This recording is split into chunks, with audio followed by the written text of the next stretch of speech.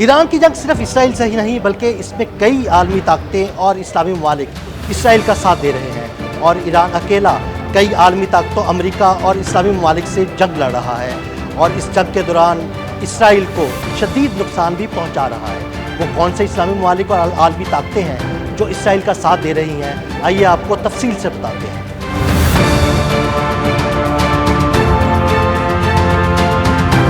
Iran और Israel में जारी जंग सिर्फ दो ममालिक के दरमियान जंग नहीं, ये सिर्फ मिसाइलों, ड्रोन्स या एटमी तनसीबात का मसला नहीं, ये एक बड़ी आलमी गेम है। एक ऐसी जंग जिसमें ईरान का सामना इसराइल के साथ साथ पूरी मगरबी ताकतों से है और हैरान कुन तौर पर कुछ इस्लामी ममालिक भी इस जंग में इसराइल के साथ खड़े दिखाई देते हैं। हालिया जंग में जब इसराइल ने ईरान पर पहला हमला किया तो इस हमले के लिए मुबैना तौर पर दो इस्लामी ममालिक उर्दन और इराक की फजाई हुदूद इस्तेमाल की गयी, जिसकी इजाजत इन दो इस्लामी ममालिक की हुकूमत ने आसानी से इसराइल को दे दी। इसराइली जंगी तैयारे मुबैना तौर पर उर्दन और इराक की फजाई हुदूद से गुजरकर ईरान पहुंचे और तबाही फैलाना शुरू कर दी। हैरान कुन तौर पर जब ईरान ने इसराइल पर जवाबी हमला किया तो ये इस्लामी ममालिक इसराइल की हिमायत में मैदान में आ गए और उर्दन से तो ईरान की जानिब से दागे गए कई ड्रोन और मिसाइल इसराइल तक पहुँचने से पहले ही तबाह कर दिए गए।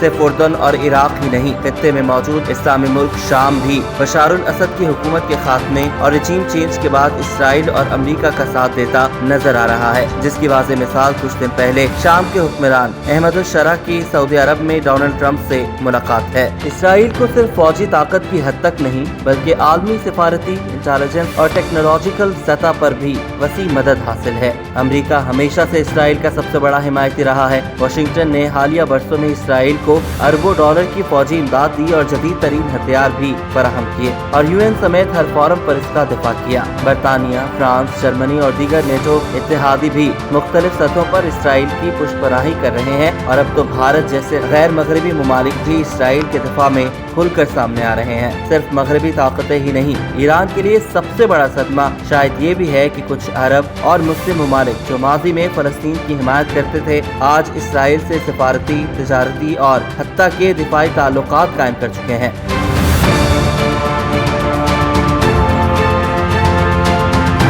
इसराइल ने मशरिक़ वस्ता में गैर एलानिया इत्तेहाद कायम कर लिया है जिसमें अमेरिका, इंडिया, यूएई, बहरीन और खलीजी रियासतें शामिल हैं। ये इत्तेहाद ईरान के बढ़ते हुए असर व रसूख को रोकने, इसके न्यूक्लियर प्रोग्राम को कदगन लगाने के लिए सरगर्म है। ईरान को इस बात का बखूबी इल्म है कि वो तन्हा है लेकिन वो कमजोर नहीं है। उसने मिसाइल और ड्रोन टेक्नोलॉजी में गैर मामूली तरक्की की है। ये जंग सिर्फ तोप खाने की जंग नहीं है, ये तहजीबों, नजरियात और मफादात की जंग है। एक तरफ वो कुव्वतें हैं जो मशरिक़ वस्ता में इसराइल को मरकजी ताकत बनाना चाहती हैं, दूसरी जानिब ईरान है जो खुद को उम्मत मुस्लिमा का मुहाफिज तस्वुर करता है और इसराइल को खत्ते का बदमाश बनने से रोकने के लिए मुस्लिम उम्मा को मुत्तहिद होना पड़ेगा और इस मकसद के लिए एक बड़ा इस्लामी इत्तेहाद बनाने की जरूरत है ताकि नेतन्याहू के ग्रेटर इसराइल मंसूबे को लगाम डाली जा सके।